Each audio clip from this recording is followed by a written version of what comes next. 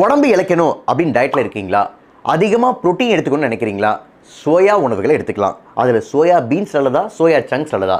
இது ரெண்டுத்துக்கு என்ன டிஃப்ரென்ஸ் அப்படிங்கிறத பார்ப்போம். முதல்ல நியூட்ரிஷனல் வேல்யூ. 100 கிராம்ஸ்க்கு 446 கேலரிஸ் கிடைக்குது சோயா பீன்ஸ் மூலமாக. சோயா சங்க்ஸ் மூலமாக 345 calories. 100 calories difference. Carbohydrates 30 gram soya பீன்ஸில், 33 கிராம் சோயா சங்க்ஸில். ஃபைபர்ஸ் 9 கிராம் சோயா சங்க்ஸில், 13 கிராம். புரோட்டீன் 36 கிராம் சோயா சங்க்ஸில், 52 கிராம். ஃபேட் 20 கிராம் சோயா பீன்ஸில், ஆனால் எல்லாமே நல்ல ஃபேட்டு தான். 0.5 கிராம் சோயா சங்க்ஸில். அயன் 16 மில்லிகிராம் சோயா சங்க்ஸில், 20 மில்லிகிராம்.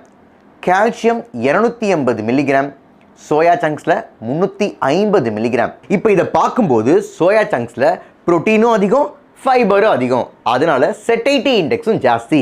அதாவது சோயா சங்க்ஸை சாப்பிட்ட உடனே வயிறு ஃபுல்லாக இருக்கும், அதிக நேரம் பசி எடுக்காது. தெர்மிக் எஃபெக்ட் ஆஃப் ஃபுட்டும் சோயா சங்க்ஸில் ஜாஸ்தி. அதாவது சோயா சங்க்ஸை செரிமானம் செய்கிறதுக்கு நம்ம உடம்பானது அதிகமான கேலரிஸை செலவழிக்க வேண்டியதாக இருக்குது. அதே சமயம் ஃபேட் கம்மியாக இருக்கிறதுனால சோயா சங்க்ஸு கேலரிஸும் ரொம்ப கம்மி தான். ஆனால் சோயா பீன்ஸ் அப்படிங்கிறது ஒரு முழு பருப்பு. சோயா சங்க்ஸ் அப்படிங்கிறது சோயா பீன்ஸில் இருக்கிற ஆயில் எல்லாம் ரிமூவ் பண்ணி ப்ராசஸிங் பண்ணி கிடைக்கிறதா சோயா சங்க்ஸ்.